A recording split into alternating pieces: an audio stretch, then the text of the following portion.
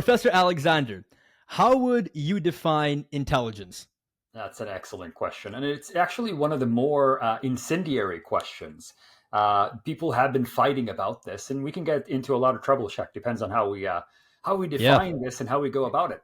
The Uh-huh. way I define it is, first of all, I don't want anyone to get mired up into the intellectual weeds of what are the numbers, right? So a lot of people take it the numbers way. Like, is there a thing on my forehead? It says 160, 104, 80. A lot of people take it that way, and that's just not a particularly productive way of looking at intelligence. I defer much more to the textbook definition of it. Like it's just your ability at any given point to apply knowledge and skills, and in addition to apply, we could say absorb and to adapt and adopt. Right, so that's how I look at it, and when I write about intelligence, I'm just being more and more forceful nowadays in talking about effective intelligence, because I've found that it's really hard to get people out of the mindset that it is a number, right? And the number Hmm. comes from, if some of the listeners don't know yet, it comes from a long tradition of psychology. It comes from a long tradition of studying, for example, with Raven's progressive matrices, the Binet-Simon test. There are many ways of getting a number, getting a score for how well did you Hmm. do. And it's not that they're problematic in the sense that they don't measure something. In fact, that the same test applied will, even if the ruler is broken, well, you're still measuring things in relative terms quite well. But the problem is, some of them are not culturally necessarily applicable to each culture. I remember when I did my own Mensa test, they give you this whole battery here in New York, and I didn't go for the culturally strict version. I went for the U.S. version. And the first one, there's no way I could ever succeed. It had questions about history. It had questions about Really? known figures of the United States, and we were sure I got some of those right, because who hasn't come across, both of us aren't necessarily native when it comes to being American citizens, but you'd come across some of these figures, so you may check a couple of those points. But it's culturally unfair to measure intelligence based on how many people you know and what their professions want, yada yada. But when it comes to, for example, the progressive matrices, the most classic, right, the boxes and what symbol comes next, those tend to be quite culturally neutral. There are studies that say, even those are, what do these symbols mean, and can you measure that? And some people will question that too. And so that's why I said, like in the beginning, this is not an area where the two of us will have everyone agree with us. Like that's just not, Yeah. that shouldn't even be our goal. And that's why part of me, I haven't let go of my own interest in defining and exploring intelligence, and in my own students trying to get more of it. But I've just learned that like I don't need to wade into this discussion about how do you measure it, what is it, what's fair culturally, what's relevant, which measure works the best. And I can look at something much more simple. It's like, are you getting things out of your brain or not? What type of decisions are you making about your effective brain? And so for me, the language I've started using, I use two idioms here, or two analogies. One is that it's a racing car with an engine, right? And that's, it is what it is. The engine was built by you in the past, and your parents and nature and everyone came together, and you now have the car you have. How are you going to drive it? That matters to me, the effective use of it. And the Hmm. other is, if you want to think more along the lines of just what type of a thing was given to you, where it's an airplane's cockpit. Right? It might have a trillion different Hmm. buttons. It might have two buttons. And again, the captain is in charge. And so I defer much more to thinking about intelligence nowadays from the perspective of how do we get the best out of whatever we define. It's not that I cop out entirely of the discussion. Yes, we can measure it, and yes, those measures do correlate strongly with whatever we think is cognitive ability. But it's just it's really hard for even the experts in this field to get together and say, well, now we know, now we agree. So that's the longest, unnecessarily long answer to a very No, no, it's simple fine. question. Yeah, no. So obviously, with intelligence, it can be quite hard for people to give it a real definition, right? Because again, even with AI now, people are asking, okay, what really counts as human intelligence, right? So I guess, from your perspective, you're viewing it as, your ability to actually go and apply knowledge and skills that you've learned and be able to adapt to different situations, right? So obviously, it seems like you're not the biggest fan of IQ, right? Even if it's a fact-based test or a symbol-based test. Now, as you know, there are people that are gonna have a problem with that, right? Because sometimes they might want people to just kind of be realistic without, having these other feel good narratives. But at the same time, as you probably know, IQ is just one measurement, right? But to, I guess, satisfy the other side of the argument, do you think there is any utility to IQ? Like, is it like does it actually indicate anything? Yeah, oh, absolutely. And so thank you for allowing me to add the nuance, right? So I've gotten No my problem. No own problem. measure, right? And so I care about the Raven's progressive matrices. I see the value of measuring IQ. I said I needed the validation myself. There was a time in my life where I needed to know, am I something? I've gone through those steps though. And I said, I've served in the board of Mensa here in New York. And I've seen people who are not just in Mensa, but in the Prometheus Club, like in the best, promo of humankind. And those experiences have led me not to question the usefulness of IQ, but the usefulness of fixating on the measuring of it based on numbers. Does that make sense? It's like let's say that the two of us, we can now define perfectly what IQ means, and we can look at every individual with an X-ray machine, and we say, here's the number you get, right? Here's your score. That in and of itself is very disinteresting to me in the end. Again, like I have, like academically, I said I do not disavow the correlations and the importance of IQ to a wealth of life results, right? So cognitive performance obviously is part. However, whatever IQ measure you use, there are so many things that simply just seem to follow, right? And sometimes it goes as far as personality traits, like are you impulsive or not. Some studies show that there's more of a correlation between the higher IQ, the less impulsive you are. It doesn't always, again, like on average, you need to take statistics with a big grain of salt. Like, it doesn't mean that you, as someone who has any number, is anything. You're just being pulled from a pool where certain traits and certain things are more likely to exist than others. But so absolutely, like if you know nothing else except that someone is of a certain IQ point based on, let's say, the Binet measure, you do know a lot of things about them. They're probably likely to be more likely than not to be able to pass a STEM degree, right? They might be able to hold a conversation about philosophy, right? And that's actually an interesting, again, like I spend a lot of time on the academic end reading and absorbing as much as I can about what do better scientists than myself who've devoted their whole lives in researching IQ, what do they find? But I said, like, the nuance I want to add is, like, I'm no longer interested in that number, right? Like I said, like I got to know my number. I lived with that number, and I was like, it means nothing to me, right? Because there are days where Mm. I'm still dumb. Like smart people can make incredibly dumb decisions. Ask me at 3 a.m. what my name is, and I'll stumble. Right? Ask me at 4 a.m. in the morning, like when were my three sons born? I can't tell you. Like I make silly mistakes throughout the day. Sometimes I don't even pay attention.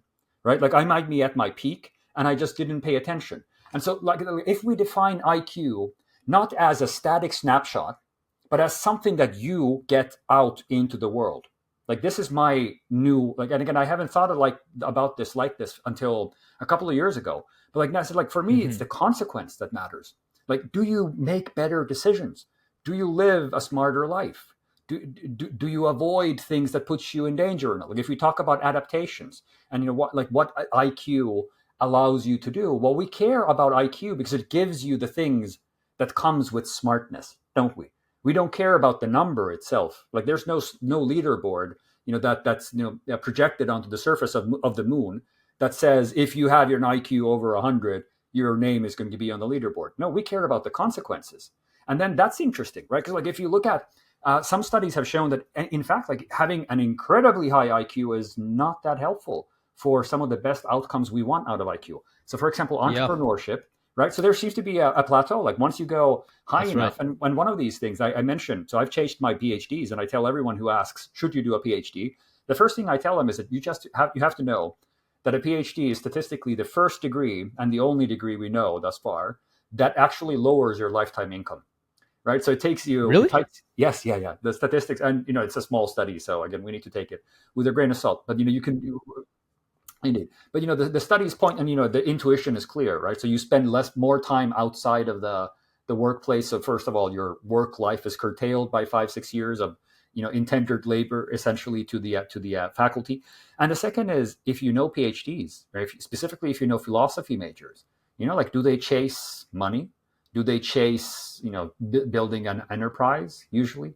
right? No, they do something entirely different. So again, like this idea of like what we think of the consequence Yeah, of I see what you're IQ, saying. what we think of the effective, and that's why again why I go for the effective IQ is not that I don't believe or I don't care or I dismiss the numbers. It's like I've gone heavy on the numbers, right? I know exactly what they mean based on what the researchers that have looked into this for decades tell us. But I just find that unsatisfying, Chuck. Like that to me is the point. Like I just don't find it like I don't find it interesting anymore. It's like, well, show me what you do. And in fact, look at this. Like if the two of us could take whoever around us is the lowest on whatever number scale we use, what if we can make them make as good decisions as someone else? What if we can make them have the same consequences somehow, or even marginally better ones? Isn't that more interesting? Right. So like Yeah, it kind of like takes us away from this deterministic, fatalistic. The IQ is something that again, like that's tattooed on my head and it means a thing. Well, again, no, like people fluctuate in and out of excellence. And IQ helps you reach higher peaks of excellence, but it can also drive you down to deeper depths. So that's kind of what the nuance I'd add there. exactly. Yeah. So what you're saying is 100% true, because oftentimes you'll notice that if you see someone with a 145 IQ, right, they might have a hard time connecting with others, right, and that tends to compromise their social skills because, like, people tend to not be as interested in what they're interested in. Their humor might be different, right? And then again, when it comes to making money, like, this is where it gets interesting, because in entrepreneurship you have to be willing to take risks and do things that might look stupid on the surface and are not logical on the surface, but those are the things you have to do to actually make progress, right? So oftentimes when you have a higher IQ, you might think too much and you tend to kind of like procrastinate, and that can really get in the way of actually taking the steps needed to improve in life, right? And You're at the same absolutely right. time, you can have a 140 IQ. If you're not exposing yourself to high quality information and ideas, that IQ is not going to really mean anything, You're right? so So right. a person with what exactly? So a person with what you might call average intelligence will be much better off if they constantly fully dedicate to acquiring high quality information and learning from others, and taking risks, which will actually allow them to move forward in life, Mhm. right? You're Now, absolutely right. just to be yeah, thank you. Now, just to be clear, how much of a person's overall intelligence do you believe is natural, and how much Mm. of it can be acquired? Yeah. Just Thank to you. give people more clarity. Yeah. Absolutely. And so here we defer to the giants before us, right? And so I had the pleasure of talking to Robert Plomin just actually a week ago, one of the Okay. pioneers in twin Mhm. studies, my study, and his work and the body of work of others who have looked at the genetic component, the heritability of, so essentially what they look at is how much of our differences in cognitive performance can be explained by just having the similar genes. And so for them, the gold standard is looking at identical twins who were reared apart, right? So for whatever twist of fate, an identical twin set maybe, could have been given up for adoption and they lived in different homes. It's heartbreaking to think how often this actually happens. But from a natural human experiment perspective, that's gold. Like that's just because the genes are identical, right? And so if you read into that, that's a rabbit hole I fell into more than a decade ago, and I'm not sure if this is at all true, but there are some anecdotes. Like some researchers say that we ran this twin study of twins who were reared apart, and we found this one twin party. One of them lived on the West Coast, the other lived some in the Midwest. And when they came to our sessions separately, they had the same flannel shirt. Their spouses were named the same, and they had the same occupation. Right. So, like again, I'm not at all sure if that is actually an anecdote or it's whether it happened or not. But from there, it's easy to believe this because the data that Robert and many others have shown is that the correlations are somewhere in 76.76 to a little bit over 80.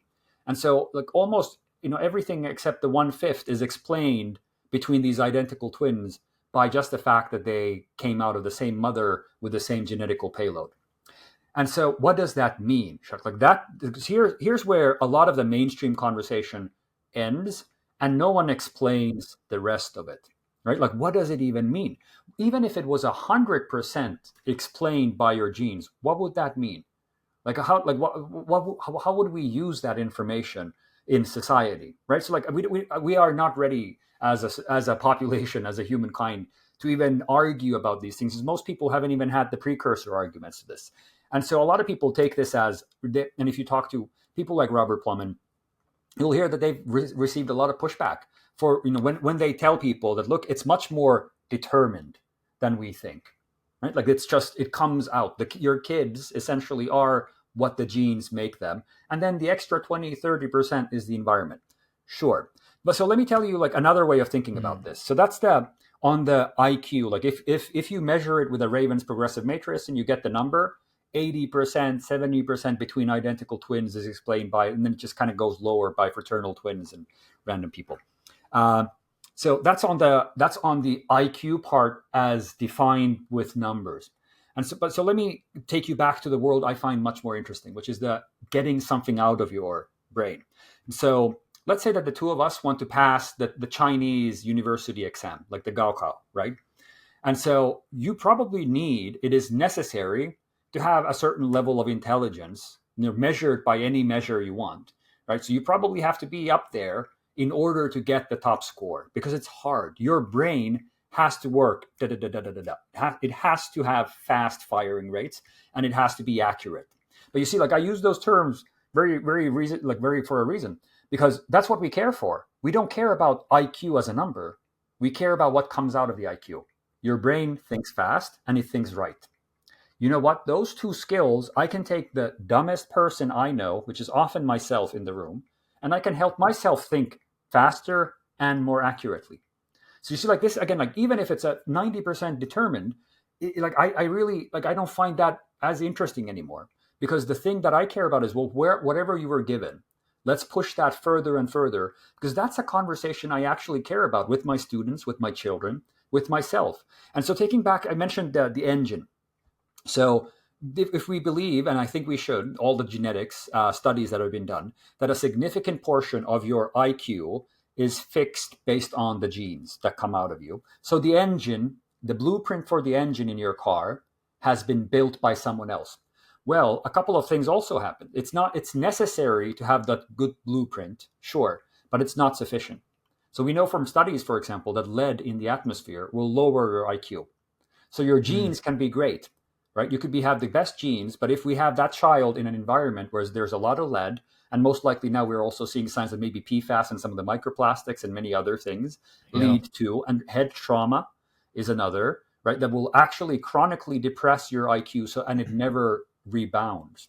And so what does that mean? You see, like that's why I really asked, like, all right, so let's say the engine came out in year zero, like one thing, but then the environment puts lead into it, so the engine degrades, right? Becomes worse.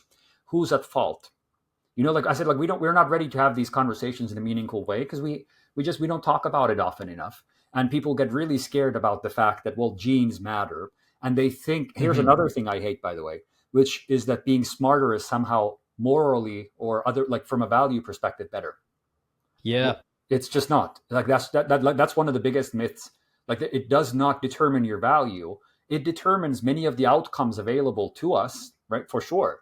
Again, like I want everyone to be the smartest possible version of themselves, but it doesn't mean that you can't take, again, like I have a 1-year-old. How smart is he?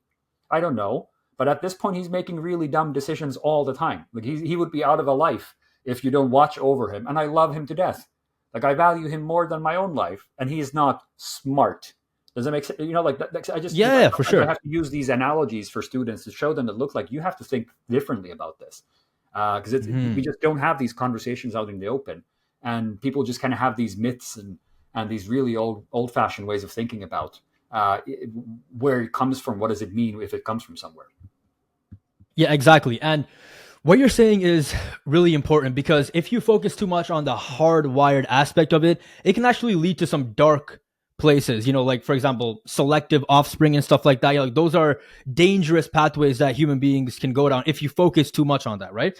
And then also, there are studies that indicate if you raise a child to build confidence on their intelligence over hard work, the child that has confidence based on intelligence, is easier to demotivate them, right? Because as you mentioned, you are going to make mistakes. It doesn't matter how naturally smart you are, right? But if you build confidence based on hard work, you will always have that sense of self-efficacy, because you're not building it on something that's hardwired. So when you make mistakes, you'll just lean on hard work rather than, oh man, I'm just not as smart as I thought. So that's really important.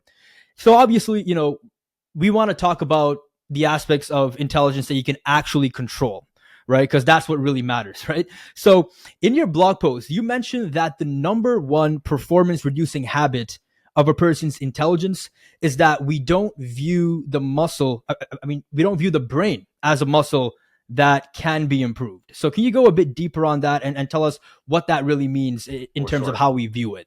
No, thank you. And you kind of nailed it in your intro to this question. And so I'll Mm-hmm. start by giving you a long-winded segue into answering why the muscle analogy is like that makes the difference. Like once you adopt it, you're in a different level of performance, regardless of where you start. But so myself, some of the smartest students I've had when I've had conversations with them about what afflicts them, and I use that semi jokingly, but if some of the students look at watch this or listen to this, you'll know we've had those conversations. It's not fun to be at the very right edge of the bell curve, because a lot of people don't know what's happening to you. They can't help you, right? And I don't want to make a victim out of someone who's super smart, but the thing is, no one wants to listen when they say, look, like I just like no one knows how to use this engine, right? So again, like that's why I think the car, the cockpit, the analogy of an engine is so good, because once you're at the right end of it, there's not a lot of mechanics who know what to do with it. And a lot of again, the process of education is geared towards the average person going through XYZ. And yes, you have gifted programs, but again, they're not individualized. And so they say that everyone's gifted is gifted in the same way. What if you have synesthesia, right? Like what if you're able, like your brain is just truly differently able, like it sees things. Like one of the best mnemonists in Russia that Luria writes about could not avoid seeing things. Like he over visualized everything to the point that it hurt him, but he also couldn't forget a thing, right? Like so, like how do we Yeah. help these individuals? And so to this, like the fatalist trap, kind of combined with the fact that there's not a lot of mechanics out there who can help someone who has a lot of brain power, means that both the people who are on the left side of the bell curve, who need a bit of more help to get them on the STEM track and to get their confidence up, they won't do it because everyone around them says the number matters, right? And you have a low number. And that's the end of the discussion, right? So we mess up right there, and I hate it. And the second is, when you're on the right side, you have a great number, go for it. Life is open. That's not how it works. You need the driver to know what to do, right? And so both things, like if you have a really dingy car, that's barely held together, the driver needs to know what to do with it. Same thing goes if you drive a Formula One car. You need to know what to do with it. The average person just can coast along, and things will work out. But on both edges, like you need more specialized help. And so the only way we can get that help is realizing that, look, your brain does respond to challenge, right? Like every study out there that looks at stimulus, like so on Alzheimer's, people like old people who are at risk, particular risk at any cognitive decline influencing disease. Study after study, whenever they bother to look at it, like the more active their lifestyles, the more they do Sudokus, the more they do crosswords, the further away Alzheimer's worst, or whichever version you look at, the worse impacts tend to be. And so there's something about at the end of life, and maybe there's a bit of like dual causation, like maybe the people who end up being in old life being very lucid, that there's something that just causes it the other way. But again, some of these studies actually also control for that. And so like I've been convinced that at the end of the life, at least, having this muscle mentality helps actually postpone decline. So that's one. And the second, if we look at the two of us, it has to be true that if we have the mindset like this, kind of the meliorism, right? Like it's not positivism, it's not being entirely negative about it. It's just, I can improve a thing. If you think that you are in control, you will do things differently than if you are in a state of learned helplessness, right? So and this idea of like, well, my IQ is not enough, I can't do a thing, it's self-fulfilling. You won't do it. But if your idea is, Mhm. well, look, like I might start from the back end of it, but I know that effectively I can still, again, like I can make better choices, I can be more accurate with my thinking, and I can do my thinking perhaps a bit faster. If you think that you can influence those things, and everyone can learn more. Like, even again, imagine the dumbest person, which often is us. Like, you can learn a new thing at any age. There's no question about it. And so he's like this. That's why I love this kind of challenge to it. It's like, let's think of it as a muscle, because if you want to grow your muscles, you have to break them. Like on a microscopic level, you have to lift so heavy things that your muscles actually break. When is the last time an adult at the age of 35 or 45 has done anything that even comes close to breaking their brain? Right? Right? We stop it. And part of it, I said, it's this industry of essentially taking it for granted. That here's your number, you're born with it, go and have a life. Versus, well, look, like let's think about it. Like, in fact, you can do so much to drive what you get out of your brain. And so once we adopt that mindset, good things just tend to happen. Got it. Now, just going back to the whole idea with the crosswords for people that are a bit older, right? Like, people have said that those games don't actually help people in preventing cognitive decline, and they actually just help the person get better at the game specifically, but it doesn't actually build their brain holistically. Do you think that's actually true, or is that something that you would go against and say it's just not true? No, again, like, we have to defer to the giants who do the studies, and that's you're pulling on an incredibly important limitation. Like, whenever we look at these studies, the n is usually pretty small, and you have to kind of pool. My approach for the past decade has been pooling enough evidence in a bucket and seeing, like, what are the trend lines. Like, you can't trust any one study saying X, Y, Z. But on this one, you're absolutely right. What you're talking to is actually, it's a bigger question about intelligence. Like, does a skill from one bucket transfer over to another, right? So, like, what even is kind of general intelligence? Like, can you train being smart about many things, or can you only be trained to be smart about one thing? But again, like, if you think about it, that's an academic squibble, because what we have proven is that you can train yourself to be better, at least in one thing that depends on cognitive function. We can train our short-term memory to be a bit better, right? So the working memory from 7, you can bump it to 9.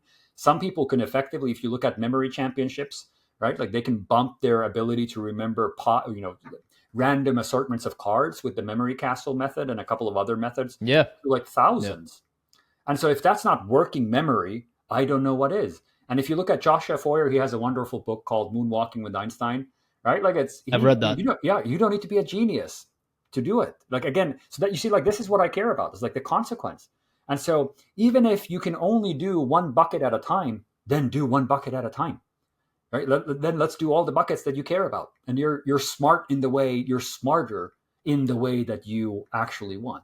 Even if it indeed, and you see her, like, what I think is happening is that on a kind of fundamental molecular, like the unit of account level, there must be some type of limitation on, like, just how does our brain come out?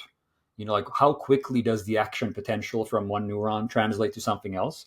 How much of a jumble is our brain from a neuron level? So, like, from a theoretical perspective, if you start looking at the brain as something that's wired together, there has to be a fundamental limit that's individual to all of us, if we assume that the neurons get built a little bit different. And in fact, the more you look at genetics and the more you look at our neurons, there's not just our neurons are always the exact same. Like, there are differences, for example, in the sodium gradients and how long they are and how quickly they regenerate. So we have many differences in this, kind of the lump of neurons. And so that must be the upper bound. Does that make sense? And so perhaps, like, at some point, you just can't train your brain to fire faster, right? But again, I don't care about it. Like, let's say that you got a Ferrari when you were born. You can always try to make a faster lap. And sometimes it has nothing to do with your brain. It has, like, let's make sure you don't drive in the rain. Let's make sure, if you drive in the rain, let's make sure you have rain tires. Let's make sure you're trained. You remember, you're acutely aware of each twist and turn. So again, like, even if we think that there's an upper limit and we can't train the general fastiness, the general accuracy of going into a new task, well, clearly we've proven, with studies, that you can train for new tasks and just within that pillar become better, even if it doesn't translate over to another pillar. Who said that that's intelligence? Right? Again, to your first question, if we define intelligence as being able to pick up anything, getting better at picking up anything, sure. Then, I said, a lot of the research does point to the difficulties of transferring things over. A couple of things actually seem to work, like studying philosophy. There's a recent study of 600,000 students. So, that seems to work a bit. Debate seems to work a bit, like the habit of Yeah. but you see, like those are meta skills, right? And so like that takes Mm-hmm. us to an interesting place. Is like, what if the thing you're getting better at is in itself a kind of a scaffold, like philosophy, thinking hard, like being able to think and Mm-hmm. question. And so again, why we I care got you. Yeah. about debate or philosophy is that, well, maybe you get to a more realistic, more rational, a better result by thinking. So clearly, again, like that process, philosophy, if you get good at thinking, you're good at thinking, but it doesn't make you good at, twisting a geometry, item in your head or doing maths. So Mm-hmm. that, you're right. Like there are Got you. absolute limits. It looks like. Got you. Okay.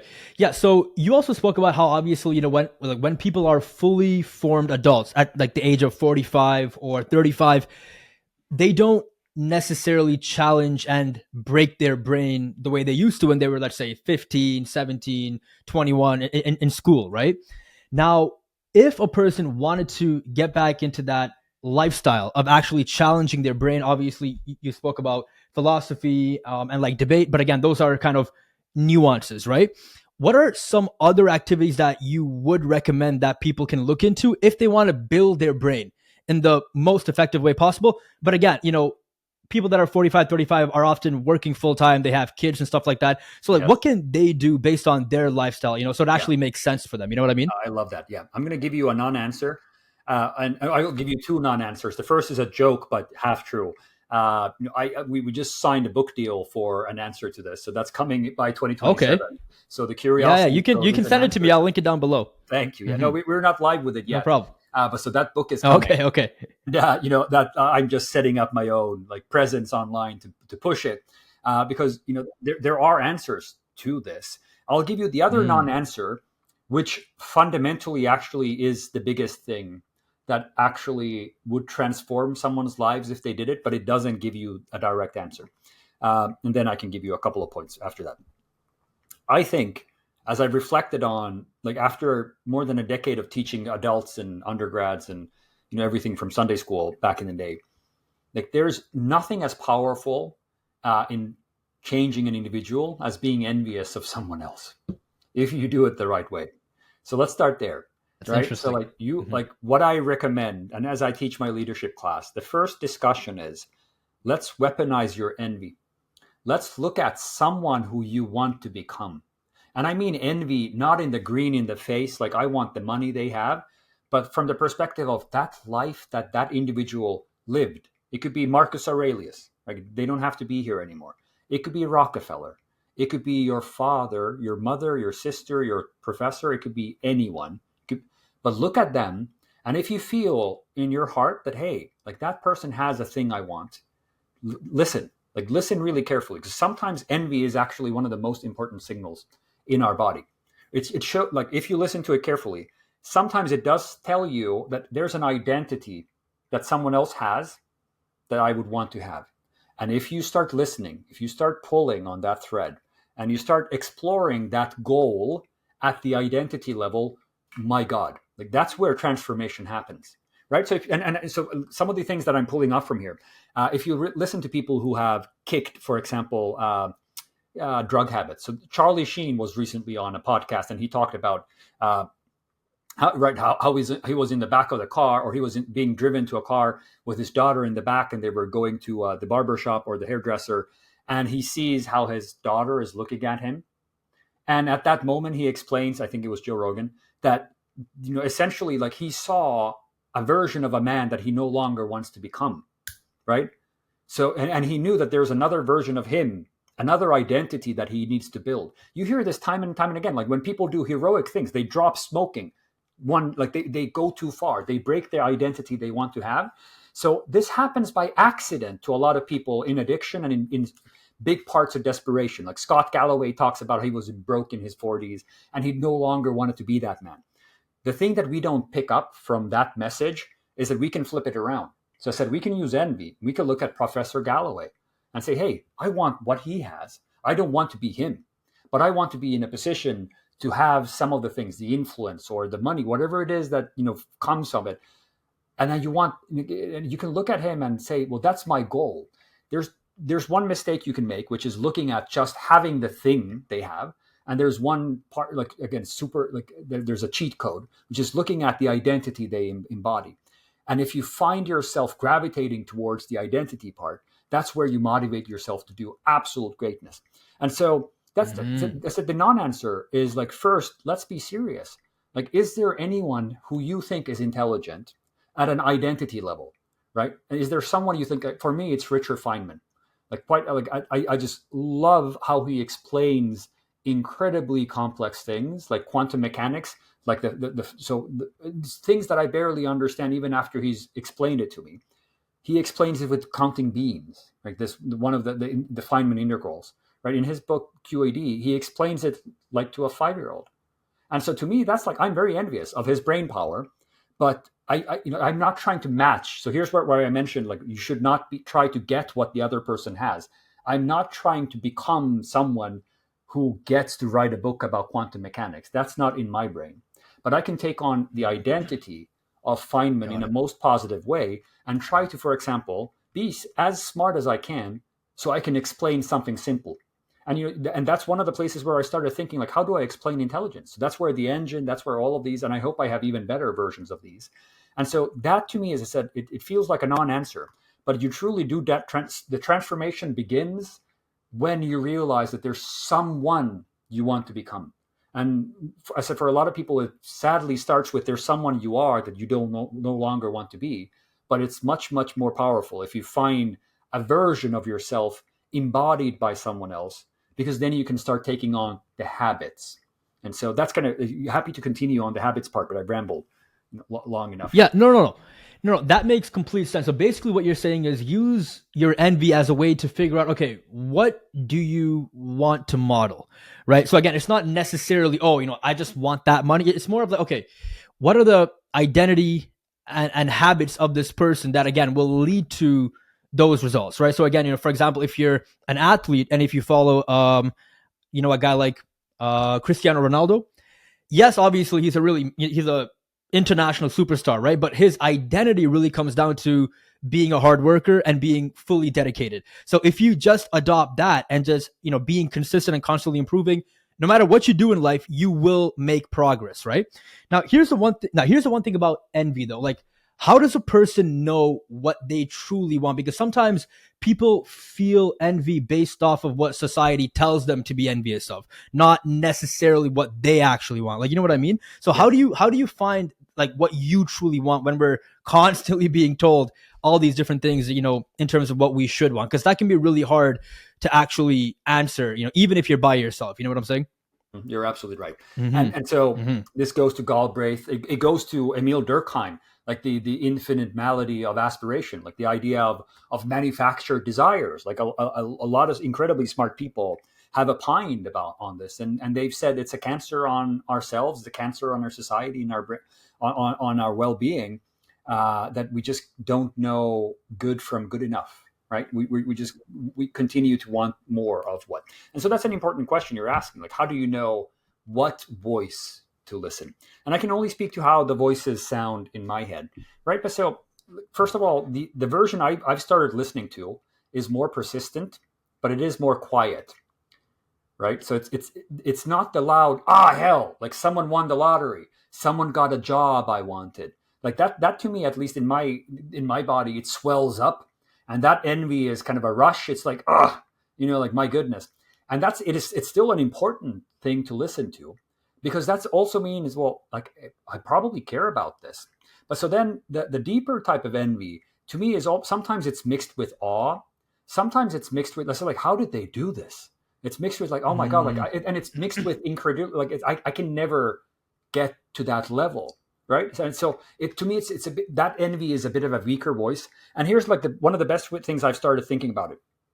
Is it transactional, or is it the journey? Or, right, like, is it like, are we looking at, I just want that transaction to happen to me. I want to be on the cover of Forbes. Probably not a good goal for you. Right. Because it's just not, like, even if you get it, what's next? But just like you said, like, if you look at Messi, so we don't just jump on, we were going to otherwise alienate half of the population, right? Yeah, it's going to be a war in the comment section. Yeah, correct. Yeah. So if you look at Messi, for instance, if you look at, I want to be hoisting, a cup, and he's had all the cups, right? How are you Yeah, going to yeah. replicate it if you're fixated on the transaction? No way. Because again, what we didn't see is how many hours he has put into it.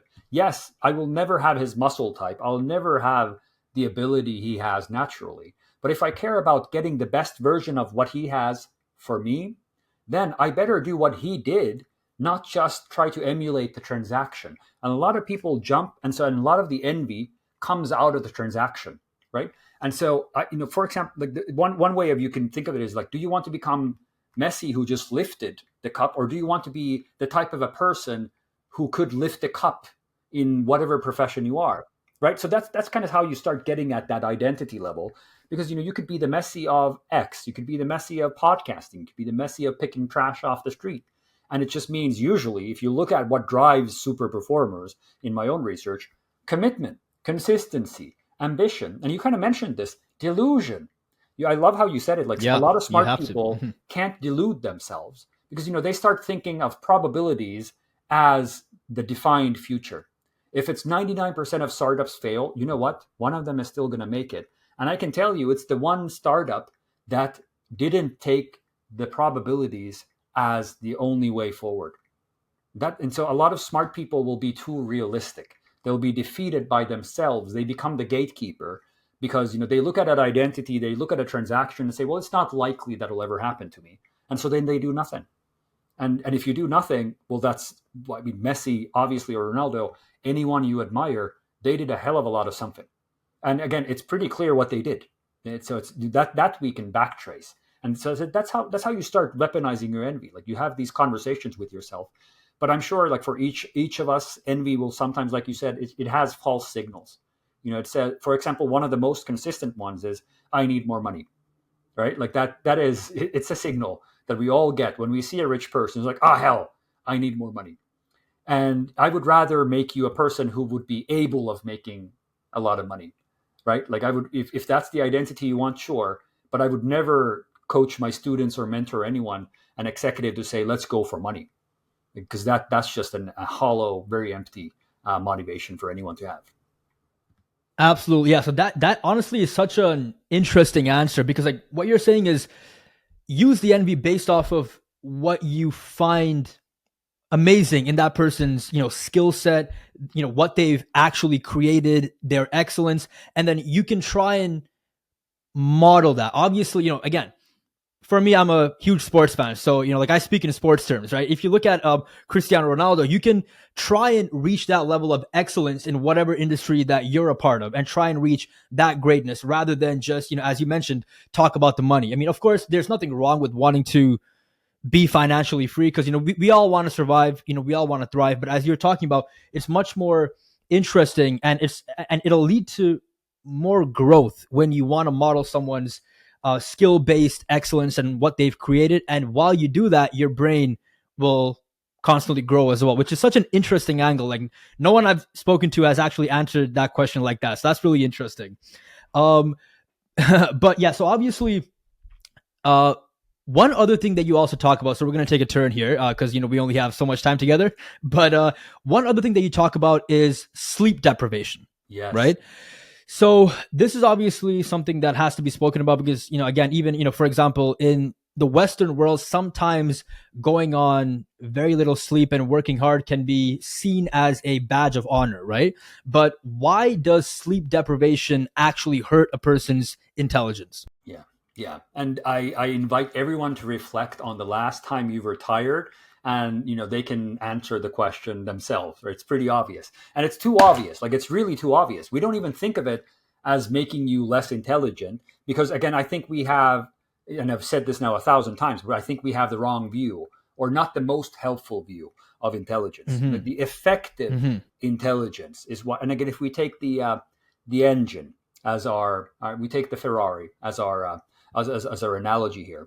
Like, do you not want that car maintained if you want it to go as far as it can? It's still a Ferrari, but if you don't put oil in it, it's not going to go anywhere. That is just the perfect way of thinking about your brain. And we have a couple of things, a couple of habits that really are the oil change into our system. And so this is why it's so helpful to look at someone like Ronaldo, someone like Messi, even like Steve Jobs. Elon Musk, whoever you admire, boy, my goodness, if those people don't, at the same time, they do grind, like they put the hours. Sometimes they sleep less than they should, but they will tell you, like, if you listen to what they would prefer to do is have time to think, right? And that's like they will guarantee you, like, if you listen or you review the habits of truly successful individuals, they do a couple of things with the oil changes. They safeguard their own time. They make sure that there's at least some bucket somewhere that they can be with their own mind. And so for your mind to be effective in those moments at work and in those safeguarded moments, sleep is perhaps the most important driver of all, assuming you're not intoxicated, right? If you're constantly, again, under, someone smokes next to you, that's not great, specifically if it's marijuana or something else. If you're drinking yourself, well, again, that's one of the most easiest way to self-sabotage your IQ, to throw it down the drain for the evening. But we don't think about sleep. And I said, like, the reason why I care about sleep is it does a couple of things for you. If you don't sleep well, usually irritability, your short-term thinking comes up, a different personality comes out, at least out of me. Like, I'm at my dumbest after 4 to 5 hours of sleep. And get some of the super grinders of Wall Street and San Francisco, sure, they say that they can go with 5 to 6 and 7. Maybe they can, but even then they dedicate some time somewhere else for them, where they can sit with their thoughts and get that brain working. So I'd say the best combo is trying to dedicate that time somewhere for yourself, and make sure that that time you dedicate is actually spent not even thinking. Like, just let that brain work. If you read studies on what happens during sleep, right? So there's one particular study that shows that there actually is no recovery from under 7 hours of sleep, or 7.5, 8. Right. So the graph I'm visualizing, the scientists, and again, these are small n's, and it's culture specific. So I'm not sure if it's everyone. And I'm sure, again, like someone like Elon can do XYZ, over the rest of us. But for us average people, the problem is that we think we can do with 6 hours, but when the researchers test people who are chronically under 8 hours, they perform worse and never recover. You get used to it, but you don't improve from it. This makes, like, we don't complain about it anymore. The brain doesn't feel as foggy, but compared to a control group that did nail the 8 hours, they do better. And if you make them sleep 6 hours, they'll do worse. And you know what? When they sleep closer to 8 hours, they do better again. And so it is that simple. If we believe these studies, which I think we should, and also one of the reasons why I think we should believe it, test it yourself. Like, whatever your 8 hours is, try that for 2 weeks. And then I said, do the other thing, which is take a little bit of time for yourself to safeguard your visualization moment. I just talked to a wonderful CEO who runs a big nootropics company here in the US. And he's like, his morning ritual is everything for his success. Like, just getting that time for himself and visualizing himself in the act of driving the Ferrari, right? Like, driving that brain, running that business. What he wants out of it comes because he visualizes it. And most of us don't do those two things. We don't sleep well, and we don't dedicate time for the muscle building at all. And so, that, because you asked earlier, like, what are some of these habits? Well, I've just given you 2 habits. You could be 55, 65, sleep 15 minutes more. Like, do 5 minutes, 10 minutes, whatever you can give yourself. And then give yourself time, even if it's 5 minutes. Like, I recommend everyone reads 3 books at the same time. Like, that's one, like, to give you an example of some of the things I tell students and executives. You should have 3 books. One of them is about what you're doing at this point, like something that makes you better at your job. The second book, it should be something entirely unrelated to anything in your job, but still potentially related to a goal that you have. Like, it's one of your moonshots, right? I want to be an astronaut. I want to dig up dinosaur bones in Hell's Creek. It's about this. And the third should be a recommendation or absolute rando, right? Like, something someone told you to read, but you wouldn't read yourself. So that's how you explore. And I mentioned this habit because in those 15, 20, 30, 1 hour that you take for yourself, because you've slept well and you're ready to absorb, read even 1 page. Just no excuses. Read 1 page. It takes a minute. Just read a page. Get started. Going back to your earlier question, like, it's just, we don't do the things. We think that IQ is fixed. We look at Ronaldo and we think they were born that way, and we don't see the labor, the commitment, the work they did, and we absolutely neglect the basic habits of showing up, doing things with our brains and giving ourselves the time and ability to do those things. And so it's no surprise that most people indeed don't get the best out of their brains. Exactly. Yeah. So what you said there is really important, because just because you might, I guess, feel okay, that doesn't mean that you're actually fully recovering. And sleep is widely known as probably the best way to fully recover, right? And then that reminds me of like, who's Kobe Bryant? Yes. Yeah, so Kobe, obviously, if you watch him when he was younger, he used to kind of not really believe in this whole idea of sleeping too much. But then he hit a wall where he just wasn't playing well at all. And he was so confused because he's like, I'm doing everything. And then he realized that, his sleep is slowly catching up to him. And then once he started to sleep more and changed nothing else, then he started to do so much better. And that was a turning point for him, right? So, which was really important.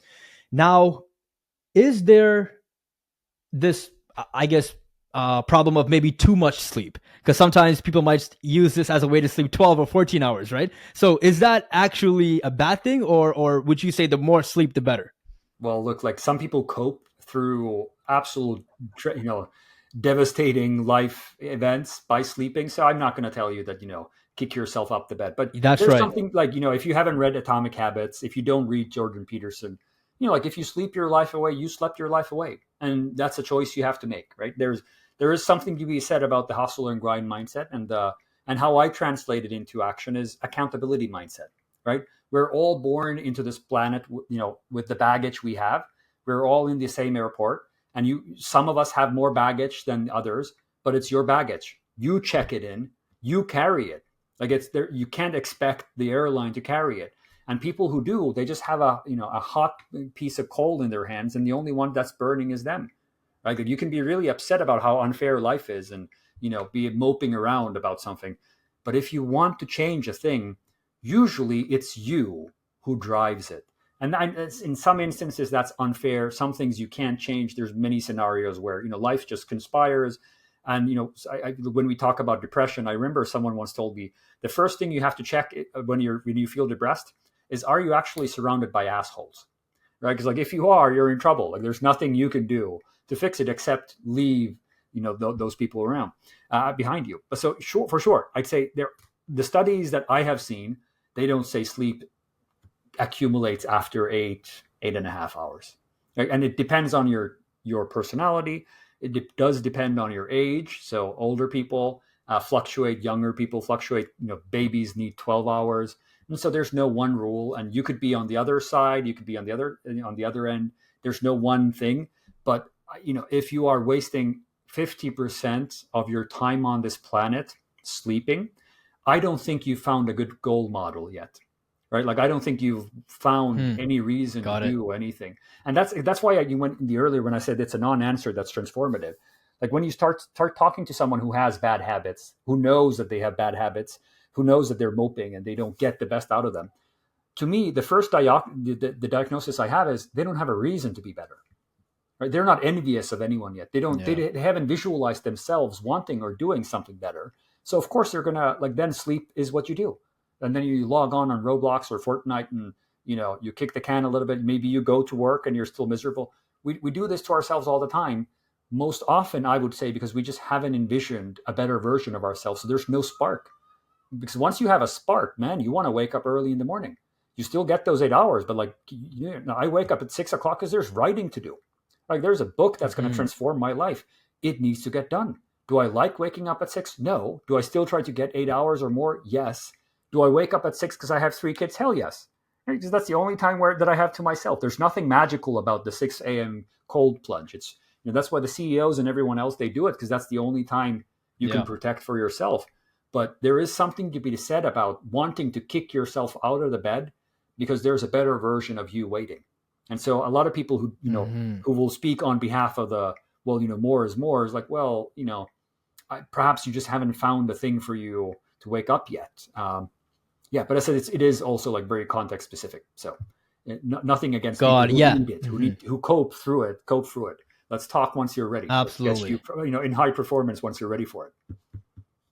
God, yeah, exactly. So pretty much what you're saying is that you shouldn't have that tendency to sleep 12, 13, 14 hours. Again, if you are a fully formed adult, right? Because that probably indicates that there's some other problem in your life that you're not necessarily looking at, which is a whole new topic. But yeah, that makes sense. Now, something else that you talk about in your blog post is alcohol, right? So, what does alcohol do to a person's, as you say, their effective intelligence? How does it damage it? Yeah, yeah. And again, everyone who's had a sip or more knows exactly what happens. So our executive function gets degraded. And if you want to get super technical about it, like sleep, you could get technical about that too. Like how does a lack of sleep accumulate certain substances in the brain and just again makes the action synapses work in a wonky way and yada yada. It does actual things in the brain. It's not woo woo. It's not a feeling. It's actually something changing in the chemistry and the balances of that chemistry in your brain. Alcohol, quite obviously, for example, let's start with the first thing, your balance. So the liquid in your inner ear, if you've never read this, it gets fascinating. The more there's alcohol in your blood, the more of that alcohol seeps in to your inner ear, which is a liquid that then gets alcoholified. The alcohol content of that liquid makes you dizzy, right? So again, like how can you be at your best intelligence? How can the car run as fast as it should if you're not even holding your balance after some point? And that's why, again, like that's why it goes in the worst. So in reverse, in the morning, your blood has already lost its alcohol, so the alcohol from the inner ear liquid starts seeping back in through osmosis the other way around, and that's why the world is spinning in the morning. So again, like something as super simple as this: can you be at your absolute best thinking wise, your brain wise, if like something as simple as just holding our balance, knowing whether the world is running or not or circling or not is jeopardized by alcohol? So I rest my case. Like we don't even need to talk about everything else it does. And again, anyone who's had alcohol, and I have had my share, it's just I don't have it when I care about being smart. I have it for many different reasons. It does things to your brain. It judges it clouds your judgment in many ways. It makes us much more impulsive. It discounts many things, and it brings a different kind of decision pattern out of us. And those are not very conducive to making long-term best of life decisions. Got it. Yeah. Now, is there a safe amount that people can consume if they want to, I guess, keep the habit but not compromise their cognitive functioning, or would you just recommend to completely drop it if you can? Because again, some people, they don't really want to stop it. It's kind of, like a part of their lifestyle. So is there a safe level that you can consume just in your experience? Well, absolutely. So, again, the effects are thankfully temporary until they become permanent, right? So heavy usage will actually scar our liver. It'll actually do things to the brain that are irreversible. So again, like we have to be really careful in how we categorize things. And this is, I'm a bit outside my field, but I have read on it as much as I can as someone who's trespassing into the field. And it's clear that you take a couple of glasses each night. At what point does that become an alcohol problem, and when are you just having dinner at a French restaurant every night? So much of this is also cultural, but there again, like it's just clear it's a solvent. Like alcohol is a solvent. It will dissolve things that you put into it. We use alcohol to clean things, to kill Yeah. bacteria. So again, like think about that as and I'm not a Puritan. I said I still have it. I've had more than my share of it. It's just don't have it and expect it to improve your thinking. Although there have been some super interesting studies recently about language. So it won the Ig Nobel, I think, just last week, where having a little bit of alcohol helps you speak a second language better. And Really? it's fascinating. Maybe you want to link it for the listeners. It's Yeah, yeah. hilarious stuff. And as it releases some of your inhibitions. So again, it gets you speaking in a way that is better. It doesn't teach you new words of your second language or third language, but it just kind of gets you out of the way a little bit. Because one of the things again alcohol does is it disinhibits you. It starts shutting down the prefrontal cortex that has a lot of this executive control function, and you just start doing things you otherwise wouldn't, including being more open about a language that you don't really speak that well. And so there's no black or white answer, but I'd say like there's probably like a toxicologist would say there's no safe amount of alcohol. A French restaurant owner says 2 glasses of wine each night is good. and you have to make that choice for yourself. Yeah. Yeah. Yeah, exactly. Yeah. So what you're saying is that, sometimes it can work in your favor by making you less nervous and more open to, I guess, different types of adventures. But obviously you have to be careful, and the amount that you drink is going to really vary based on the person, obviously if you're a male or a female, or how Body much you weigh, mass. like those are all Correct. nuances that you have to keep in mind. Yeah. Okay, great. Now, something else that you speak about, which I find really underrated, is this idea of purpose, structure, and having deadlines, right? What makes this so important if you want to operate at an optimal cognitive level? Yeah. And this is something I've learned in the professional realm by just looking at people who run great factories, right? So this, let's preface with this. You don't need to have deadlines. You don't need to have a sense of purpose. It's okay. You can bumble around. Like you can stumble on greatness, right? Like you can, literally find a dinosaur bone by hitting it with your toe. But if you really want to dig up dinosaurs, like many of us did as kids, you better be really clear about wanting to do that. As you said, purpose. Like, why do you want to do it? What type of an identity do I want to have? I'm Barnum Brown. Like, I'm the one, I'm the man. I will channel the identity of the person who found the first T-Rex in the US. Right. So if you have that, your likelihood of ever doing that thing successfully skyrocketed. And then the kind of the habits of taking on like something with purpose, adding a little bit of an urgency to it. If you look at any company that's ever been set, did they spend their time figuring it out? Yes. Most companies, if you talk to their CEO and if they really open up to you, they'll tell you two things. At some point, maybe even today, they didn't know what they're doing. Right? My favorite, the favorite types of CEOs I have lunch with that I interview for my own research, they do open up and say, look, like, for example, during AI, do you think Mark Benioff knows what they're doing? They have a bet, right? They have a really strong bet, but they might lose. Bill Gates, Sam Altman, like all of the Google, like not all of them can be right. So some of that, like they have this mortal fear of not necessarily knowing exactly what they're doing. But then, building back from what type of a future are they going for? They have a sense of a set direction and they have a sense of urgency. And so deadlines are a manufactured way of creating urgency. So I say you can bumble around. You can if you really want to become a person who knows Chinese, or that's a transactional goal. Let's make it better. What if you want to become a person who is able to learn a foreign language and conversate with other people so that you get to understand their culture more intimately? That's a more kind of that's a more deeper goal for this. Well, if you say that I could maybe do it in a year, when do you think you're going to do it? Parkinson's law, which is a hilarious law, it's not a real law, but it's just an observation of life that Mm-hmm. our effort is like water poured into a vessel. It takes on whatever shape you pour it into. So if you give yourself 2 weeks for an essay, when are you going to write it? In 13 days. If you give yourself, 5 years until you get serious, you're going to do it in year 4. And so that's why if you go Yeah. to my website now, the third point is how many days do I have left to live? Right. So statistically, Oh, I will yeah. check out at 76. So will you, just statistically, around 76, 78. Right. And so that's how I manufacture that deadline. It's like there's so many things I want to become. I want to spend more time with my kids, which is why I left BCG. Right? Like it was a great factory. The deadline mentality, I said I absorbed it from these places where there's a false deadline. The PowerPoint doesn't need to be made by 2 a.m. Really, no one's going to read it at 2:01 a.m. But that is how these the most effective workplaces on this planet, that's how they get shit done.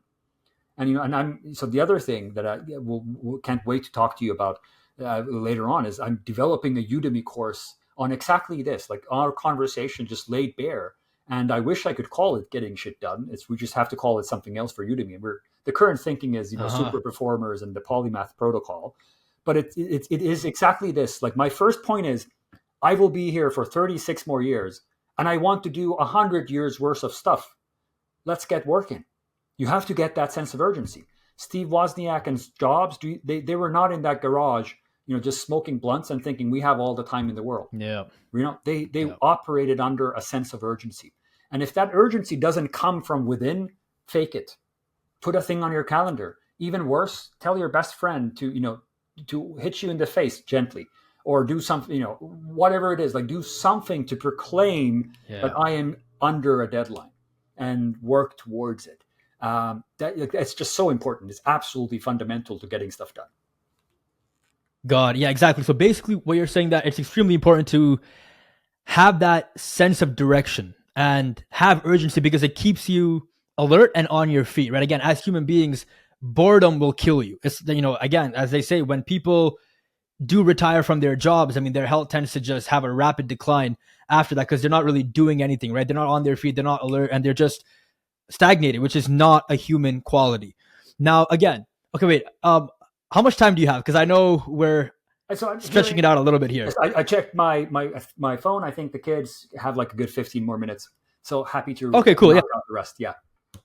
Yeah, great. Yeah, that's not a problem. So yeah, we're almost done here. So again, if let's say someone is watching this, because again, as you probably know, a lot of younger people and especially men, they tend to be lost, right? They don't know how to bring that sense of urgency because we're surrounded by comfort, right? Even if you want to be urgent, it's like, you have a fast food restaurant probably 2 minutes away from where you are. You have a nice couch, even if you're not in the most lavish mansion, again, like we live in a really comfortable type of position nowadays, right? So how do you overcome that? Because it's really hard for human beings to stimulate urgency when they're just too comfortable. You're so right.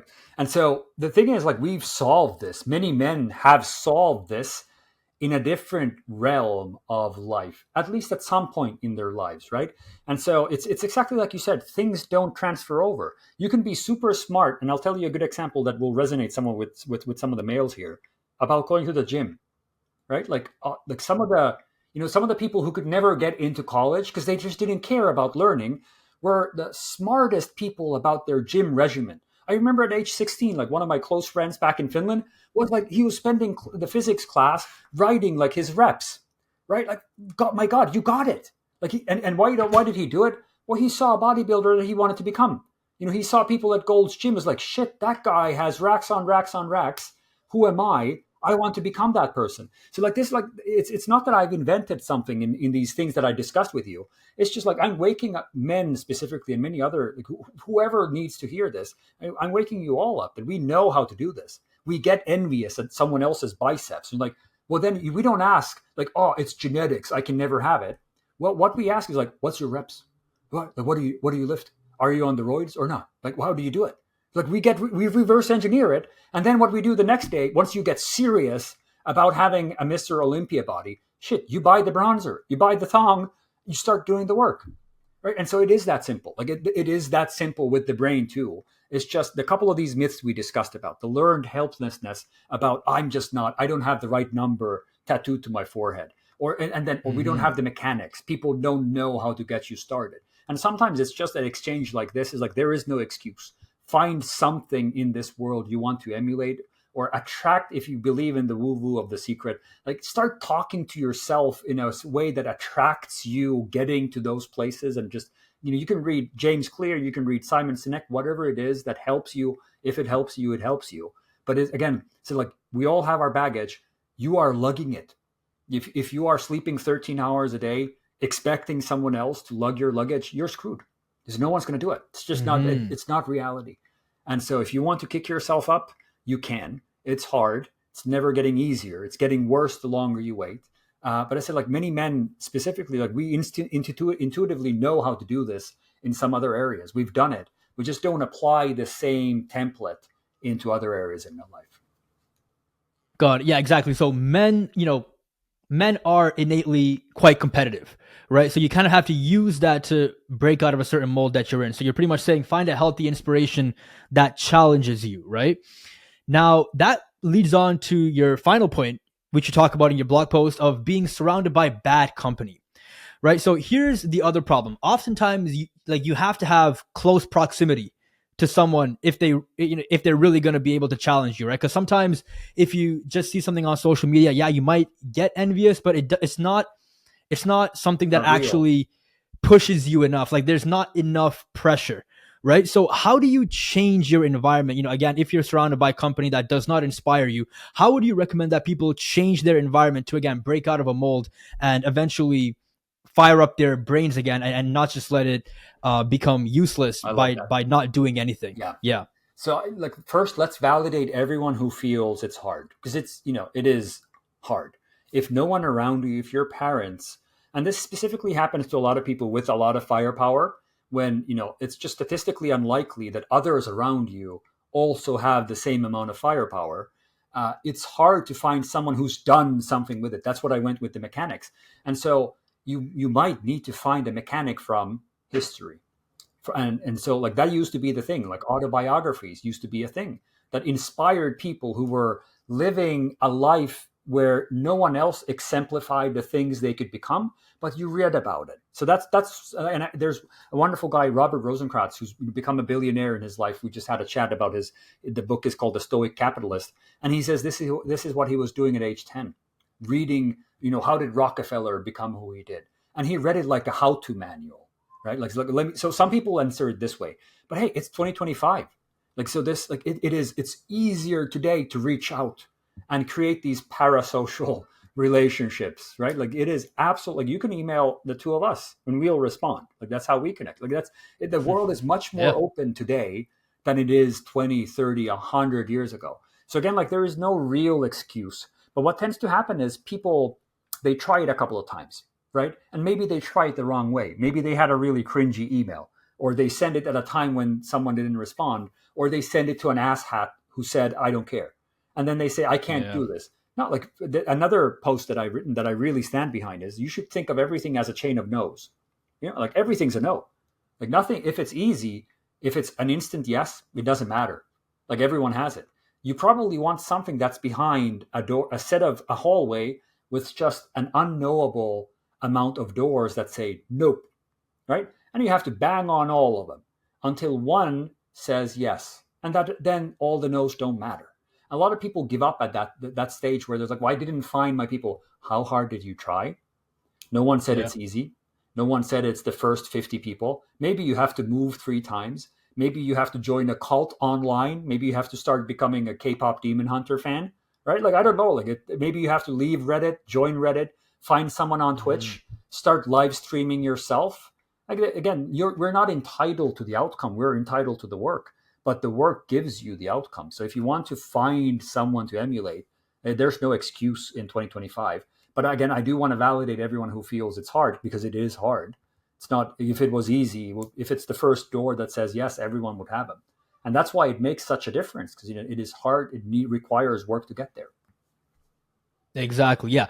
So pretty much what you're saying is try and find a community that you resonate with, and that community, obviously, ideally, should be able to push you and challenge you. And obviously, in 2025, we have the online world, right? And there's a bunch of online communities everywhere. So by reaching out and taking responsibility for it, it can definitely inspire you to do better. Now, something else that I've also found is that moving to a different city or a different, I guess, state in the US. Over here in Canada, it's like a different province.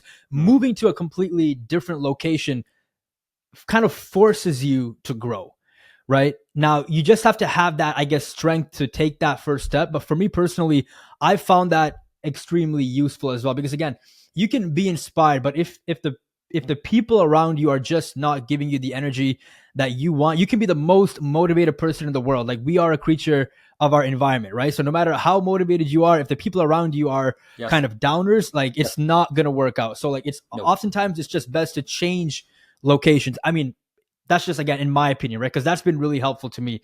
So I guess people can also look into that if they really I want agree. to make a change And these are quite drastic drastically. things. Yeah. And again, if you want that Yeah. change, right? And if you, there's one strand of thinking that might be helpful, that some people Hmm. say that we're the average of the 5 people closest to us. They're not entirely wrong, right? Like, and the reason is, like, you become what you think.